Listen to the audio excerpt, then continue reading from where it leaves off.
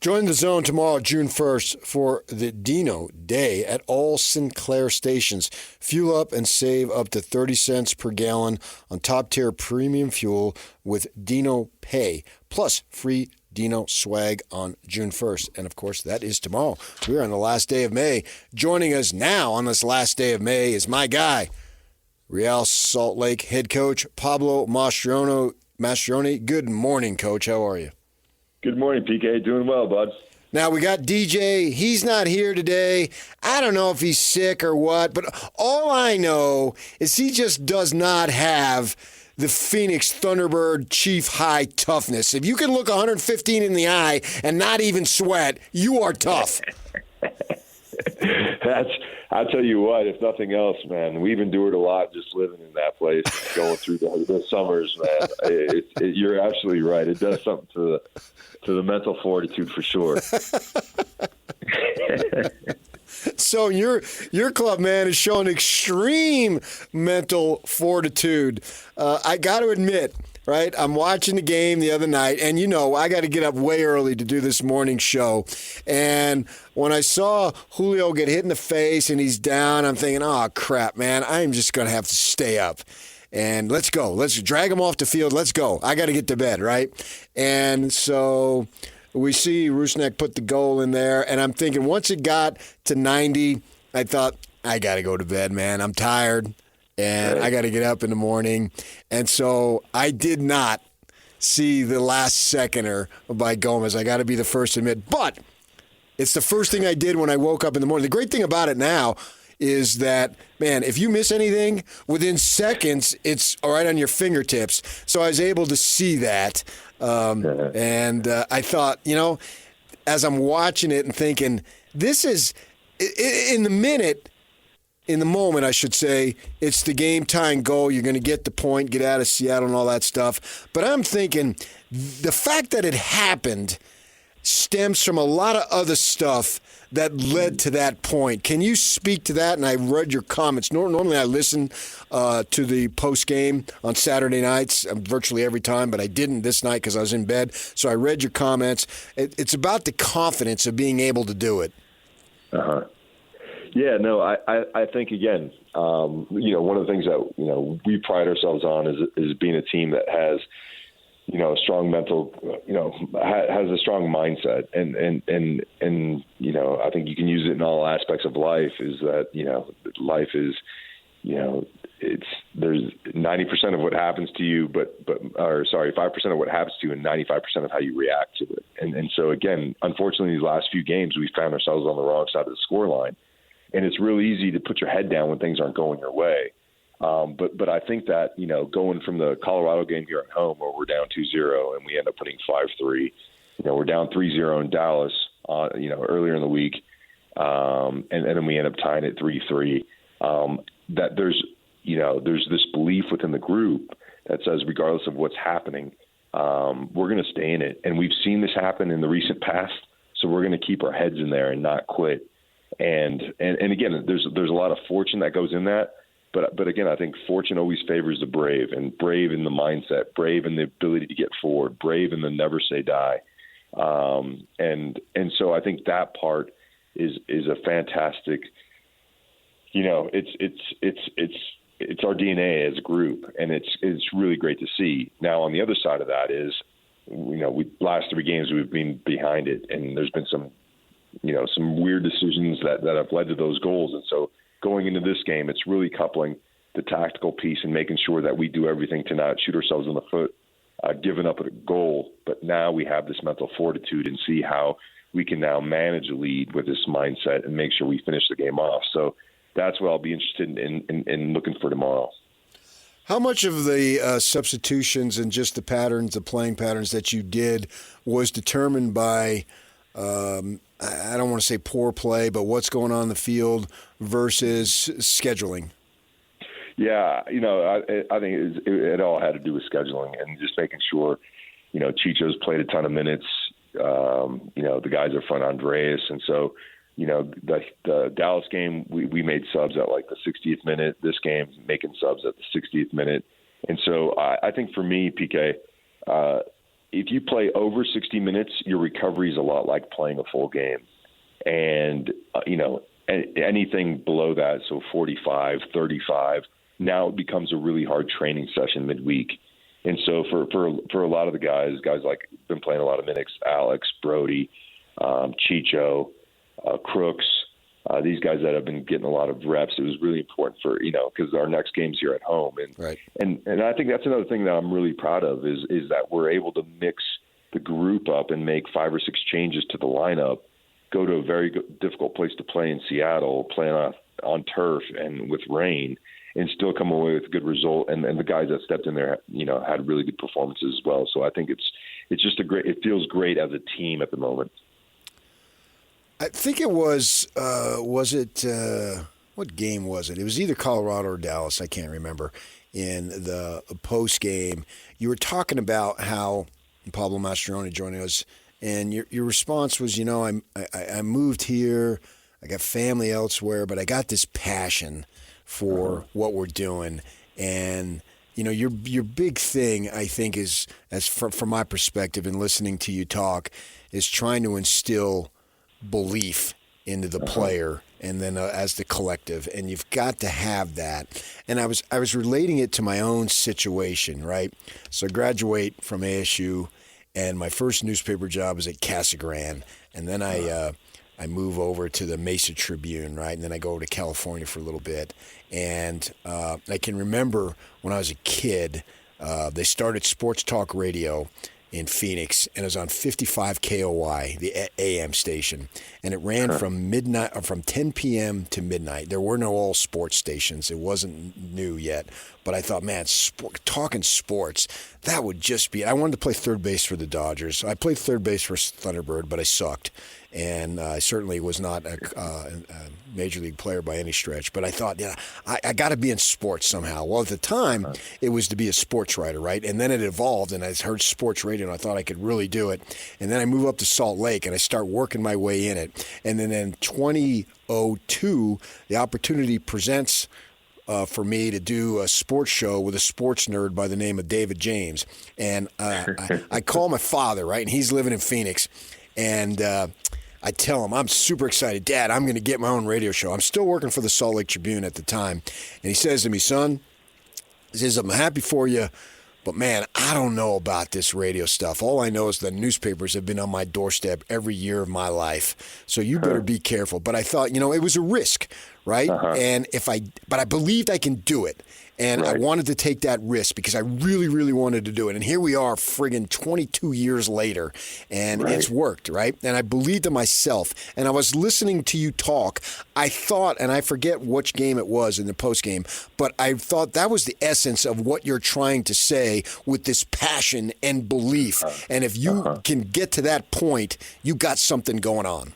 Yeah, no, you're spot on. That's a great story. And I think And that's why there's so many parallels with sport and life, and that's why I love it. And one of the things I try to do as a former player that started out in the club, club soccer in Phoenix, Arizona, and then working my way through, is that all the struggles are still the same. All the struggles are no different than they were back then.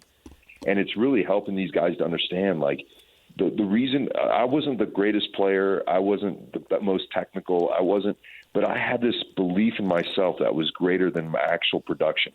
And I always aimed to get better. And so that's why we talk about internally one day better. We just want to get one day better, but we're always looking to seek a better self.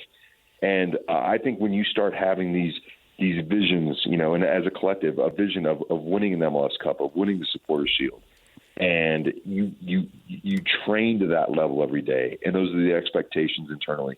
Then you get to Saturday, and it's almost like, it's not always going to go great, but then the belief is what's kept us in these last couple games, right? And because we're thinking we're Supporters Shield material, and so we're down 3-0. This isn't aligned. Therefore, I am going to commit to making sure that the vision I have for myself as an individual and the vision that we have for ourselves as a collective is aligned with being a top team in this league, and it just kind of pushes you on, as opposed to setting a low bar and then hitting it every day, and then not being a team that's able to fight back in difficult moments or achieve greatness. And so those are things that we talk internally every day. And again, I think I've just kind of relaying my own life story where, if I was just as average as every other guy out there, but what separated me, I think, from most was my ability to think differently and really push myself to be the best I can become. And so it's such a great, in the moment and the way we started off the season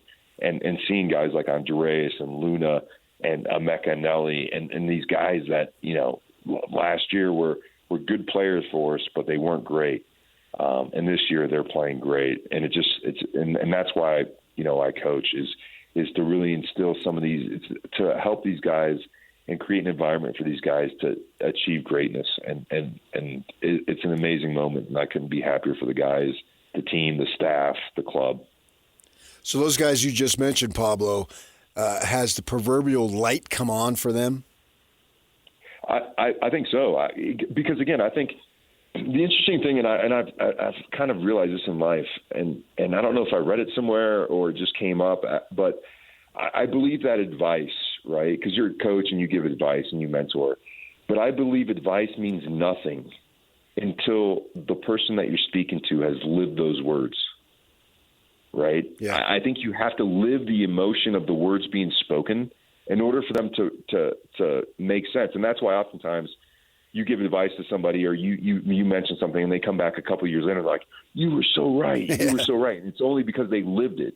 And so I think, the things that we talked about last year is no different than we talked about this year. But now Luna, Emeka, Andreas, these guys are living it. Ojeda, they're living it. And so it's almost happening in real time. And I think that's the special sauce. That's the X factor. Right. Well, you talk about from last year to this year, and I mean, you still got a good way to go here. But one of the differences is to this point anyway, is the more success at home than what you had at this point last year. I don't have the numbers in front of me, but I'm thinking you have had more success. And it's in order to be the success that you want to be, you simply have to have that. What are some of the differences? It's hard to put a finger on. I think last year, I think it's like everything else. It's a bit like momentum. When things aren't going good, you're almost trying too hard to be great at home. And I think this year there's like this quiet confidence within the group every home game. Where last year I felt it was anxious confidence. So going out, guys, we got to do it. We're at home. We got to do it for our fans. We got to do it for ourselves. And this year it's like, guys, let's go out there and play our football.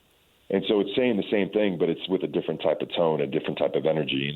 And so it's really hard to put a finger on. But I think, having some tough games early on in the season, we went to Miami, went to St. Louis at home, and then we got our first home game win. And I think that really, got us off on the right foot. And then, I think it's really been the mindset of the group. And then again, I go back to that Colorado game where we're down, 2-0 early. And after the first goal, you hear an eruption from the fans. The second goal, the place gets even louder.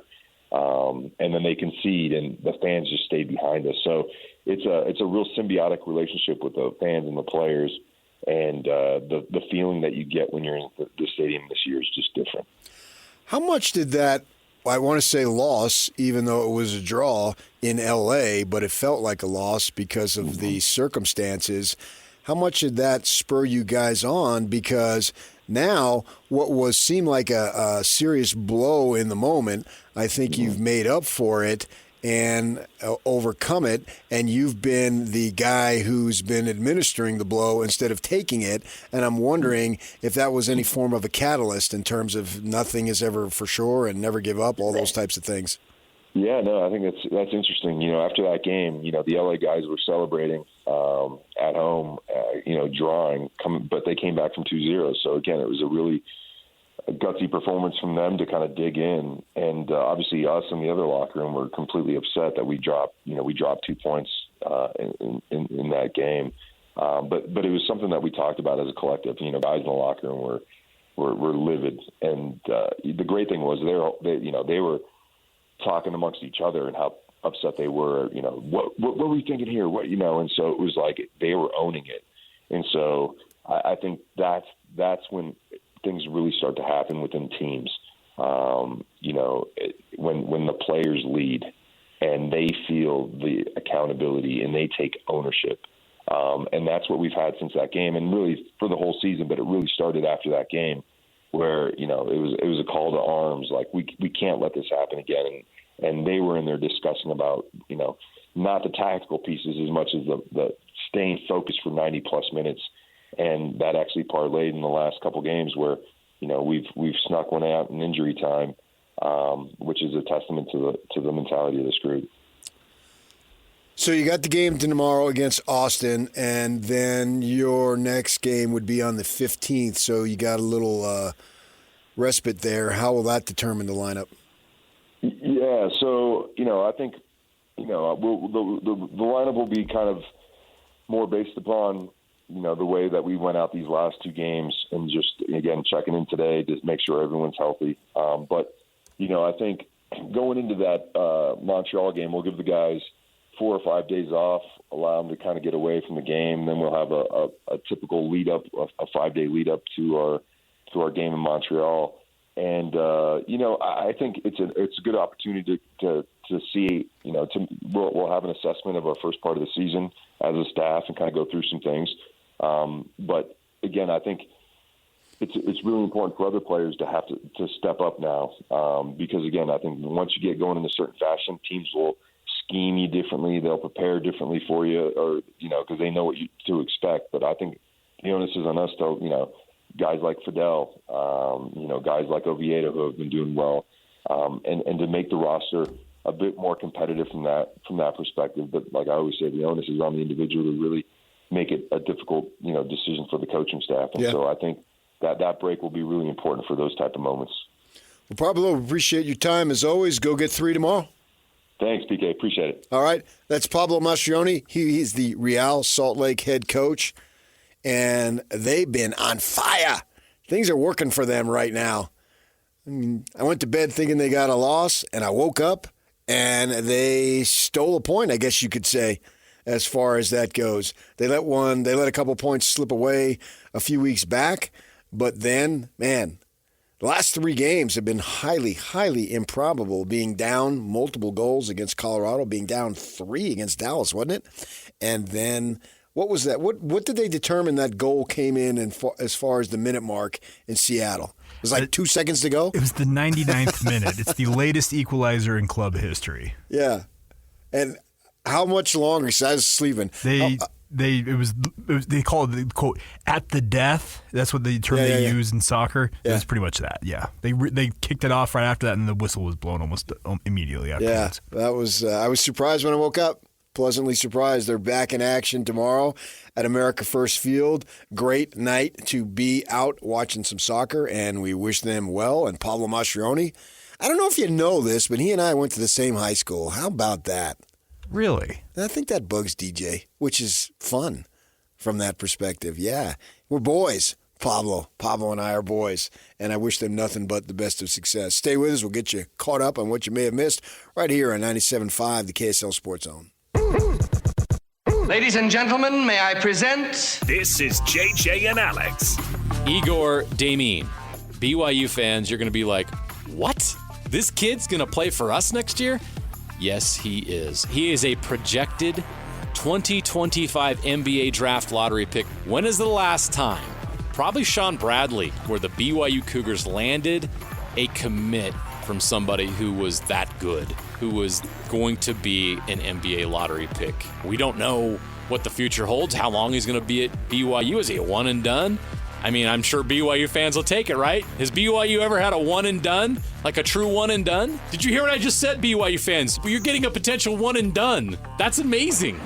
Catch JJ and Alex afternoons from 3 to 6. Presented by G2G Bars on 97.5, the KSL Sports Zone.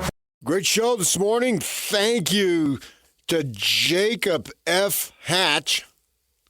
F, huh? Yeah. Okay. Fantastic. Oh, thank you. Okay. I was thinking another adjective, but okay, we'll take that. For setting up, well, a lot comes on every week. brought to you by the Murdoch Group. And Kevin Young, we've been after him for a few weeks now, and we got him. Kevin Young's more like a month. That request has been pending for a while, so I'm glad it finally worked out. Yes. By the way, big shout-out, I'm going to say right now, Tyson Jex, their SID for basketball down there, big ups to him for working that out for us. Absolutely. Faux show. Appreciate Tyson. Kevin Young joining us, and then Pablo Mastroeni, the Real Salt Lake head coach. So we've had 3 real good interviews. And, Yak, tell them where you can hear those. Yeah, so they're available wherever you get your podcasts. So essentially, if you have an app that has a native podcast app, just search out DJ and PK on that. Or we are now on YouTube. You can go to YouTube, search out the KSL Sports Zone. DJ and PK is under that umbrella there. And then, frankly, just Google DJ and PK and whatever person's name you want to hear from, Kevin Young, Pablo Mastroeni, David Locke, and you will see copious amounts of links to those podcasts. Cool. Or KSLSports.com in general. We'll start with Locke, what we talked about. Obviously, the NBA Finals. Boston is favored, but let's not rule out Dallas, man. They've been doing it so far. They looked very impressive against Minnesota, which knocked off the defenders, the defending champs in Denver, right? Good for them. They had a nice season, fell a little bit short, but Dallas beat them. And you got Irving and Doncic playing the way they are, they'll give you a chance. And do you need a multiple 25-point game roster? Yeah, I think you do. I think you need at least 2 players, the easier way to say it. 2 players. They're hitting close to 25 a game. And we were talking about that. And Locke says, Danny Ray, our guy, Ainge, says that they're going big game hunting. And I think they can get Markkanen to be a 25 game. I don't think there's any question on that, especially if that was the goal. If that was exclusively the goal, there's no doubt he could do it. But do it in the framework of an offense that is winning ball games, I still think he can do it. And with that in mind, where do you go from there?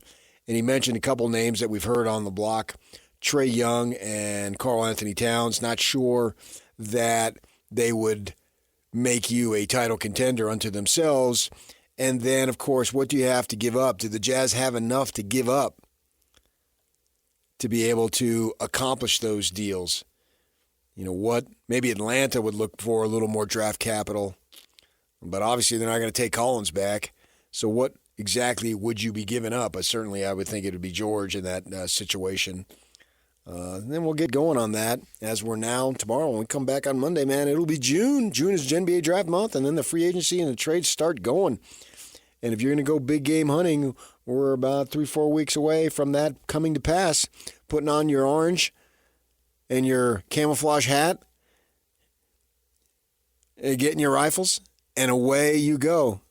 You've done hunting, Yak? Very minimal. I do have siblings / in-laws who are far more into it. We're talking like go out, as you mentioned, dressed in orange, camo, searching for deer, hiking across the mountains to find this. It's not really my thing. I'm the quote-unquote stick and ball sports guy. I will be watching football while they're out on the mountain trying to get a deer. Yeah, there you go. Yeah, I've never, ever come close to even remotely doing any of that. I had some guys when I was going to NAU lived across the hall from me in the dorm, and they were brothers, and they would get up at like 3-4 in the morning and go set these traps and stuff out in northern Arizona, out in the wilderness, and then go. And I thought, and that just doesn't seem like a good time. It's if you're into it, I got no problem with it because, like I said, I've got family that's into it. My preference, it's just not my thing. I'd rather be at home or at a stadium watching the game. I'm way too soft. There's just no way I could kill another living being. There is that element to it as well. Just the idea of, I'm going to cause your life to cease. And I'm not passing any judgment on it, and I know about all the stuff, but for me, there's just no way I could do that. So hopefully the Jazz do go big game hunting and get some stuff done. We'll see how that plays out. And then we had Kevin Young. Talk to him about the roster.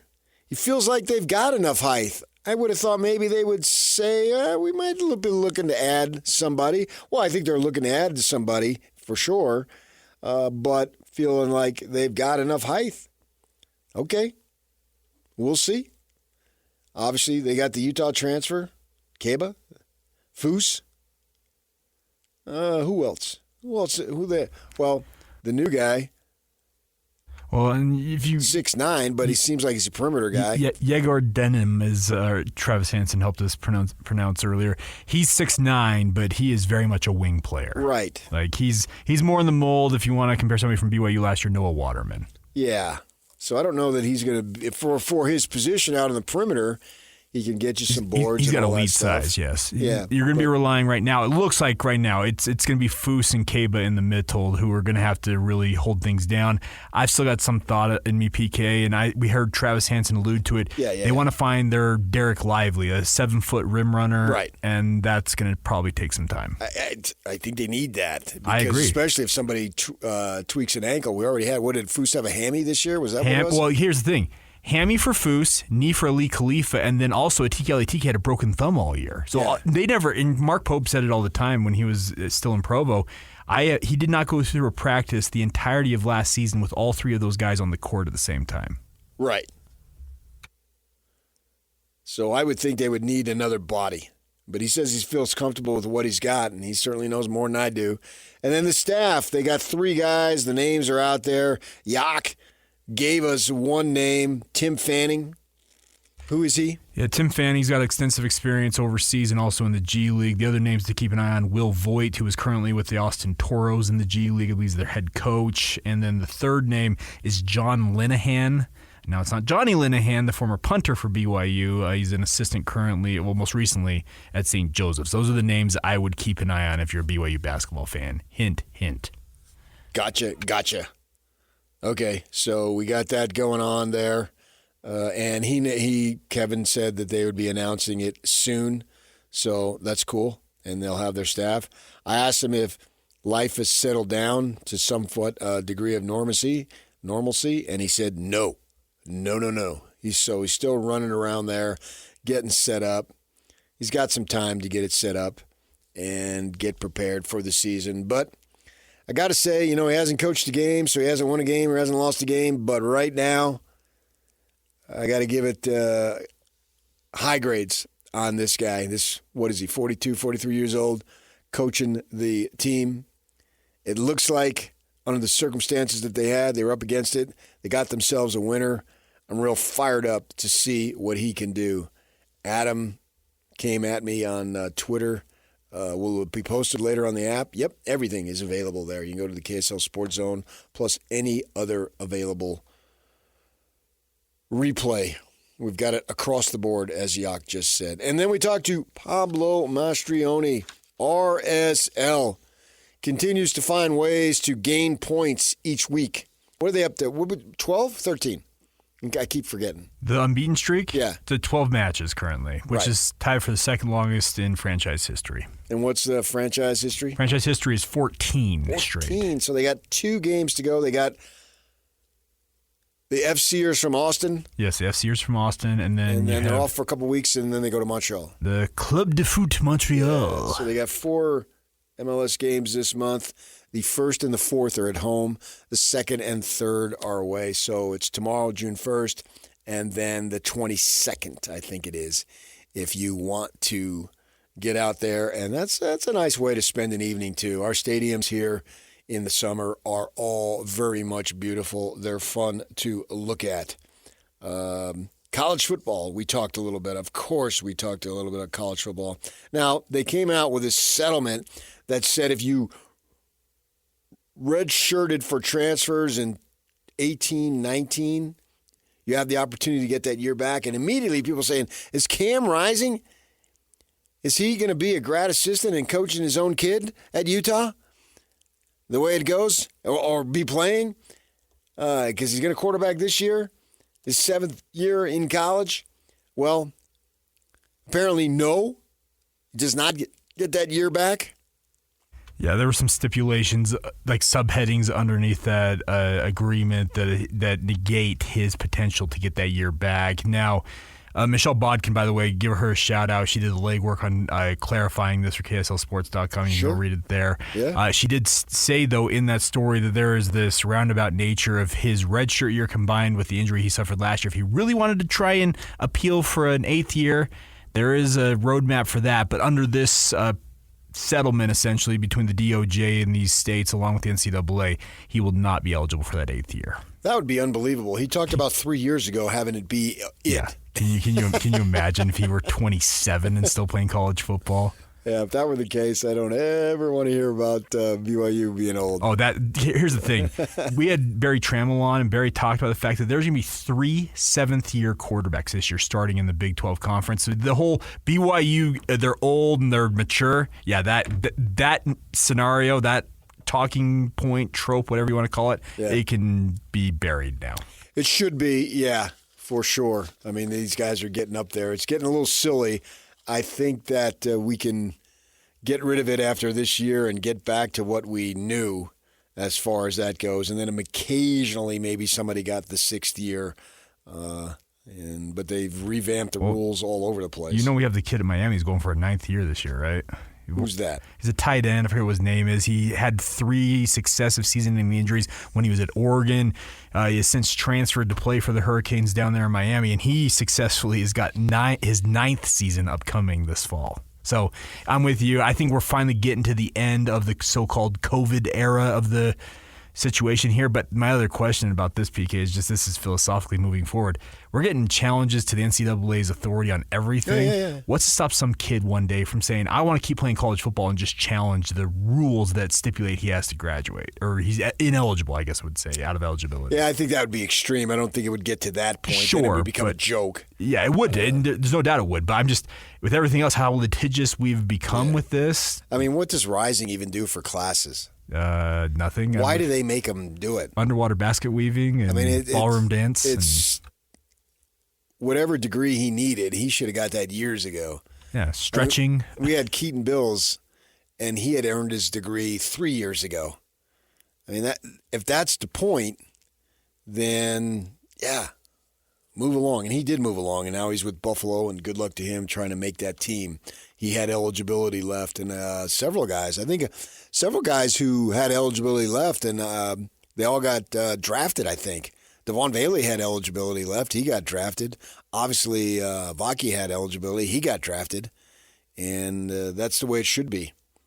Prepare yourself. If you're preparing yourself for professional, go ahead and do that. And if you're not good enough, then get your degree and move on. So excited for when college football season starts for sure. All right, stay with us. Coming up next, we will wrap up the show. Get you ready for Ben and Jake right here on 97.5, the KSL Sports Zone. And it's all over almost here. Don't go nowhere. Putting a bow on it, as the Yoxer says. Getting some response from the Kevin Young interview. Adam, just listening to Coach Young with PK Kinahan at the KSL Sports Zone. No wonder he's recruiting so well and has hired great assistants. Just an incredible coach for BYU men's basketball. A lot of excitement going around on Kevin Young, and I get it. I understand why you would think that. We shall see. We shall see about all that. That's a great thing about it, man. Have an opportunity to see how good they're going to be. And we had Mitch Harper on earlier in the week. He's our BYU insider for KSL Sports, KSLSports.com. And he was talking about that, last year was our first full-time exposure to the Big 12. And he said that it was a down year. They weren't quite as good. Certainly Kansas had all sorts of injury issues. They were like Utah football. And they were barely standing up. They were staggering to the finish line, and it didn't work out for them, obviously. And so he thinks that the conference will be better, will regroup and be better, which then means BYU is going to have to be better. And would they go 10-8 in conference last year? Can they find a way to be better? That's some huge wins. Still, where they finished 5th place? Finished in 5th, tied with Kansas, funny enough. Yeah. Well, can you recreate that or be better? Because it's probably something that you're going to have to be better at. You're going to have to be better than you were last year. And if the conference is going to be, well, obviously you'd think the conference is going to be better. You're bringing in 2 NCAA tournament teams right off the bat in Colorado and Arizona. Right now, Colorado's going to lose some guys. I mean, Colorado's probably going to have 3 draft choices, which I said all along. Yeah, Colorado's going to have a lot of guys drafted this year. They may force them into a rebuild next year. Yeah. But Arizona always reloads. I was going to say Arizona doesn't rebuild; they reload. Yeah, it's like, oh, hey, who are we going to get now? And they got Caleb Love coming back. Took his name out of the draft. Wasn't he Conference Player of the Year? Yeah, and then him leaving causes Josen Sanon returning. Returning. But then all of a sudden, when he returns, you have Josan Sanon decommit from Arizona to go to ASU, and he's a 5-star talent. Like, there is just talent coming out of Arizona every single year. So keep an eye on it. So they'll be better. So the Utes are going to have to be better, and the Cougars are going to have to be better. I'd say, man, I've had no problem getting into Big 12 basketball compared to Pac-12 basketball. It's not that it's going to take me a little bit, because that's not the point. I'll get into Big 12 football when it immediately starts, because if no other reason, that's the job, and that's a major reason. But I still am going to lament the loss of Pac-12 football. But I'm not lamenting the loss of Pac-12 basketball as much, because this is better. And your teams are going to have to be better in order to compete. We'll have plenty of time to talk about that for sure. And then I asked on Facebook, man, should Cam Rising come back for an 8th year? Oh. And Josh says what Yak was saying, there won't be eligibility for much longer. You'll be able to play if a college team signs you. You might see a 35-year-old playing. The only competition is NFL. At what point does the scholarship end, hopefully before his 8th year? Well, here's the thing. We have seen 30-year-olds playing in college football. Yeah, now, I mean, that's unusual. They're MLB draft picks who have obviously... Chris Weinke. There's one that just recently walked on with Arkansas, who he actually played for the Salt Lake Bees for a while. So there's some of those stories, but yeah, you're right. The situation is going to be eventually, it feels like, more of a professional model. Well, Dan says it's the pros now, so why not? Oh, another Dan. Define play. Because he hasn't done that for a year and a half. Okay, there we go. Now we're getting into it. Okay, but half of that time you don't play. Well, I was going to say, it's one season. Here's the thing. We spend 9 months of the year waiting for a 3-month season, roughly. Yeah. That's so true. It goes by so fast. And I know it starts in August and it doesn't end until January, but think about it. The bulk of the season is 3 months long. Yeah, September, October, November. It's the shortest regular season of any major sport that we Once cover. a week for 12 weeks. Correct, yeah. And then it's done. Right. Yeah, and then if you're in the playoff, great. Most of these bowl games, nobody gives a crap. Yeah, but it's a bowl game that's you get one more game that's sometime in the following month. Right, so and you got players leaving, coaches leaving. Opting out, yeah. Yeah, so the bulk of the season in which we all get excited about is those very 3 months. And then really, too, how you schedule your non-conference. It might even only be 2 months and 1 week. If you're playing a bunch of cream puffs that first part of the month in September, then it doesn't hold a whole lot of interest there. Take the NIL money, more than help ever to make in the NFL at his age. I'm not sure what he's getting at. I think what he means is take the guaranteed money via NIL, and because the guaranteed money in the NFL is not for certain. I think it's the gist of it. Well, yeah, and I think that for Cam Rising, there is no guarantee of NFL. Well, and that's, I think, yeah. Especially now, he would be 26 years old. And guess what? NFL teams, they scrutinize injuries, and they're going to want to check both knees out. I think it was. Yeah. And they're going to make sure that they're going to do their homework on him. And yeah, he's an older prospect. Remember, BYU has been dinged for years for having older prospects. Cam Rising is right in the same age range as most of those BYU guys you've seen get dinged. Yeah. I like to think of myself as an older prospect. You are, PK. You are. You can still play third base for the Thunderbird Chiefs. Weekly. You know. I might have to have a cutoff to get the throw over to first base now. All right, well, hey. Thanks for joining us. Jam-packed show. Go listen to the interviews. Locke, Kevin Young, Mastroeni. They're all available on our website, KSLSports.com, wherever you get your podcasts. A lot of fun. DJ will be back on Monday. I'll be gone for a few days, but stay with us now. Coming up next, we will have our guys, Jake Scott and Ben Anderson, will join you right here on 97.5, the KSL Sports Zone.